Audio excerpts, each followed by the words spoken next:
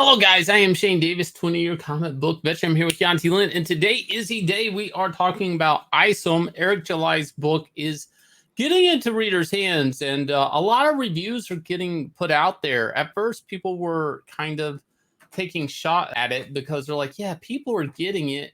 Wait, is it real? A guy's licking it, all this stuff just to prove it's tangible, because evidently this is by SJWs, a make-believe thing. It's fake money, it's fake backers. We've their heard favorite word is a grift.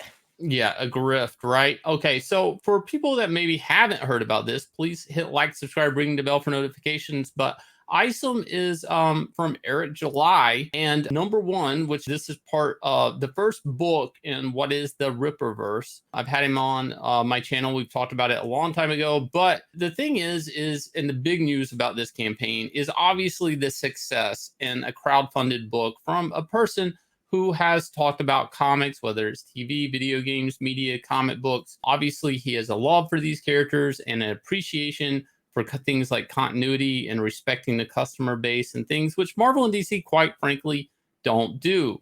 So he does his own comic book. Obviously, he's cultivated a fan base that are angry about these things at Marvel and DC. And then, obviously, as you can see, he ended up with a lot of support. Now, total backers, I guess, that would be 42,926. The average Marvel or DC comic right now, and probably the top, is maybe selling the top, like maybe Batman is selling like 80K probably. So anything like Superman is probably selling 30. Technically, this book beat like a household name DC Comics character as a printable comic. Now, these are backers. That doesn't mean that maybe somebody bought multiple copies in one unit. So there could, honestly, this number could be multiplied by, as far as a print run, 4 or 5 times, depending on the tier that the person backed. So this is obviously a lot of books sold. And most importantly, these are books that are sold directly to customers. When the local comic book shop orders a book and they say, I'm ordering 10 copies of Superman, when you see the sales report, those 10 copies are there on the sales chart. That's not a sell to customer, that's a sell to retailer. What Eric July is doing here, for the most part, is all sell straight to customer. So these are probably really impressive numbers if you could get the numbers of what Marvel and DC actually sell to to a reader, a customer. So again, the big news of this campaign has always been how much money is raised. And a lot of hate comes along with great success like this.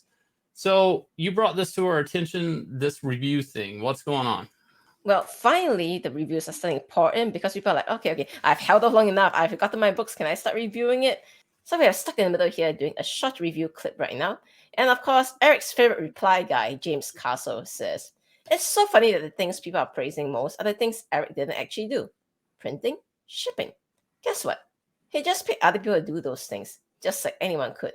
Speaks to how weak his contribution is. So the fact that Eric July came up with the Rippaverse and wrote the story that thereby enabled people to create it and hire people to ship it and print it and do all this stuff, somehow that contribution is not important. He literally did the most important thing, that was create the universe to even begin. Well, yeah, that's the most important thing, but that's a close second, close first. That's like a pitcher finish line, because one of the things he did most importantly is cultivate an audience for this book. And that's the thing people have to actually really praise him to do. For the book itself, I haven't gotten my copy yet. I may do a review. I'm not a review type. I'm very anxious to get my copy and read it. From everything I've heard, it sounds like a great comic venture. It sounds like a person who has a lot of heart. Feel like he's got the right frame of mind for what he's doing with this, and he is thinking of the customer first.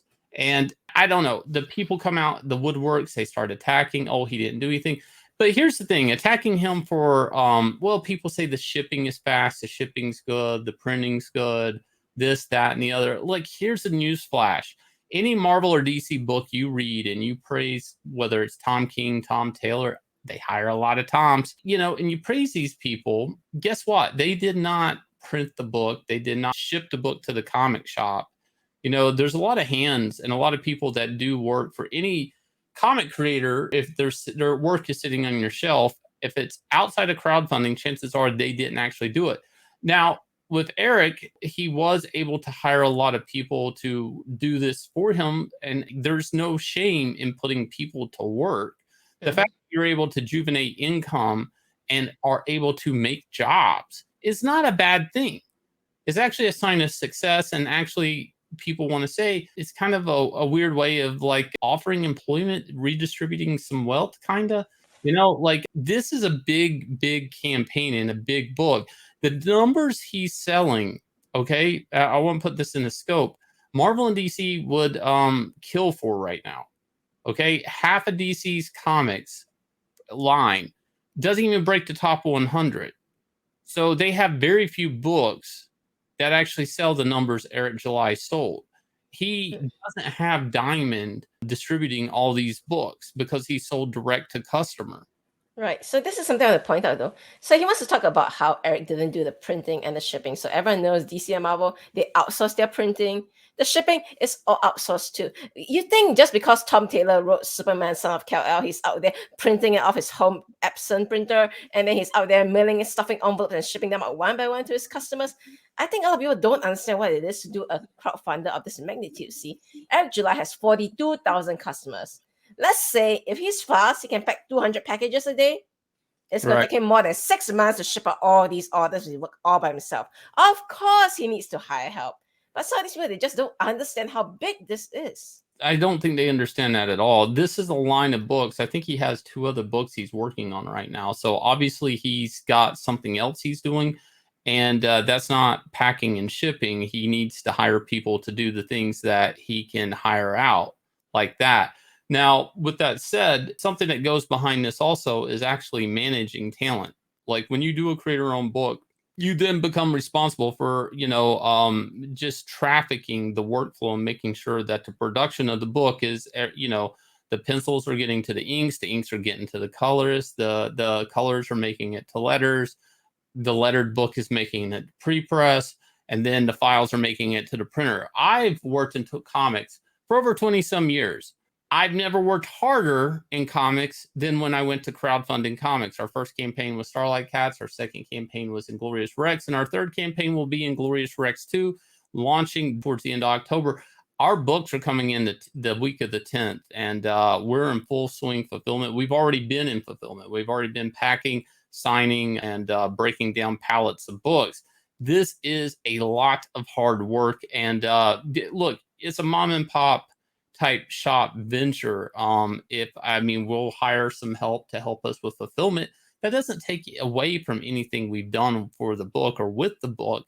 It just means like I'm in a position where I can actually hire some people to help, stuff some envelopes for a week or two. The weird thing about this is trying to tackle somebody constantly, go at them at any weird angle to the point of ridiculous. Nobody in any mainstream comic venture is distributing those books at Marvel and DC. Marvel and DC don't distribute their books.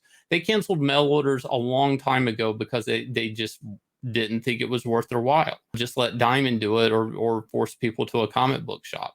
Mail order comics through Marvel and DC, thing of the past. They don't even deal with it. Digital, sure.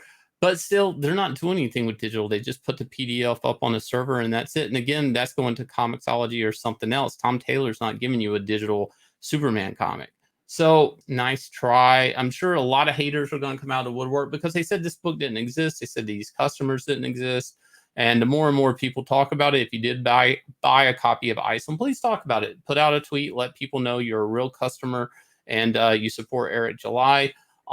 We just honestly think the reactions to this campaign have been on the on the spectrum of just ridiculous. I don't know. What do you think, Yanzi? It is very ludicrous. So I think one of the jokes they make is that every time people getting to a different stage of Isom, from backing the campaign to getting the merch to getting the books, the goalposts just keep getting shifted. And that's what it is with indie comics.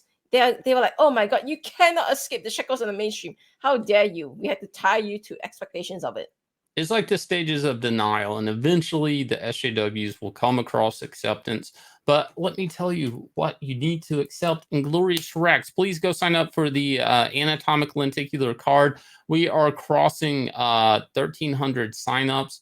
Be on board for what could be one of the biggest 9 Lives Comics campaigns ever. I'm going to leave you guys with the trailer. The link to the campaign sign up is down below. Once we go live, you will not be able to get on this list. And getting on this list means you have access to the anatomic lenticular card along with secret tiers.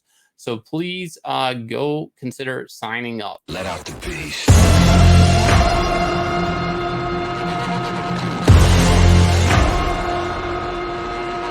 Let him out.